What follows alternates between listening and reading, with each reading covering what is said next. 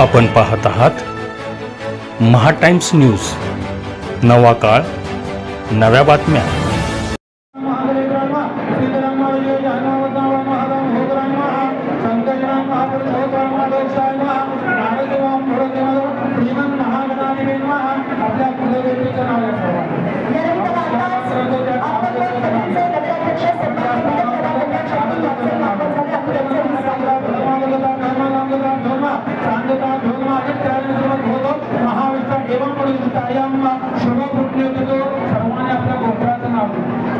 आपलं नाव घ्या, आपलं जन्म नाव घ्या, आपलं जन्म नक्षत्र घ्या आणि आपली जन्म राशी सर्वांनाच मम आत्मनः बुद्धिबुद्धी गुणवत्त फल प्राप्त्यर्थ अस्माकं सहकुटुंबानां सहपरिवार श्रेयः स्थैर्य आयु आरोग्य ऐश्वर्य अभिवृद्ध्यर्थं मनोकामः सिद्ध्यर्थं श्रीमान नरसिंह सभे सद्गुरु स्वामी समर्थ अन्नदान प्रजनमहं करिष्ये।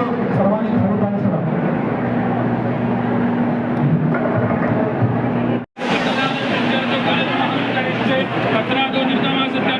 महागणपती स्मरणांचे नमोजलपत्यावाने योगा ओम गणानां गणपतिमवामहे कविं कविनामवत्रं ज्येष्ठा ब्रह्मणः ब्रह्मपुर आनंदं सीदसाधनं गुरु ब्रह्मा गुरु विष्णु गुरु देवो महेश्वरः गुरु साक्षात् परब्रह्म तस्मै श्री गुरुवे नमः।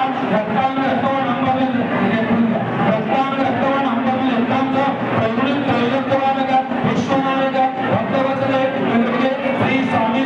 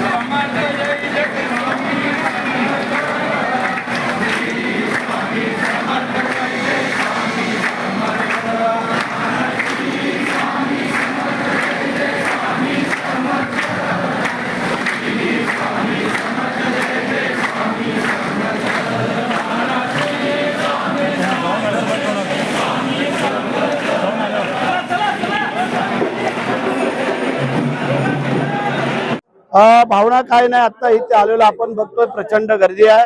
आज गुरु पौर्णिमा संपूर्ण देशभर सुरू आहे आणि स्वामी समर्थांच्या इथे आता आम्ही भोजन कक्षामध्ये इथे आहोत आणि इथून आता आम्ही मंदिरात जाऊन महाप्रसाद दाखवून आता इथे आलेलो। आता आम्ही आमचे अमोलराजे भोसले यांचे जे काय क्रीडांगणाचं जे काय उद्घाटन आहे क्रिकेट अकादमीचं, तर त्याचं आम्ही जाऊन आता उद्घाटन करणार आहोत।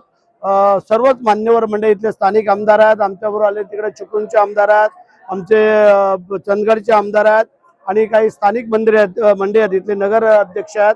आणि आज हा कार्यक्रम आपण पाहताय याची याची डोळा की आम्ही समाधानी झालो, प्रसन्न झालो की एकदम उत्साहाच्या वातावरणामध्ये आज हा आनंदमय सोहळ्याचा कार्यक्रम गुरुपौर्णिमेचा इथे संपन्न होतोय। संपूर्ण महाराष्ट्राच्या जनतेला सुख समाधान आयुष्यमान सगळं लाभू दे, पाऊस चांगला पडू दे आणि तुमचा शेतकरी बांधव बळीराजा हा सुखासमाधाने नांदू दे. खरं तर हे अन्नदानाचं जे काम आहे ते पवित्र काम आहे, गेल्या अनेक वर्षांपासून सुरू आहे आणि आता याची भव्य इमारत सुद्धा उभी राहते.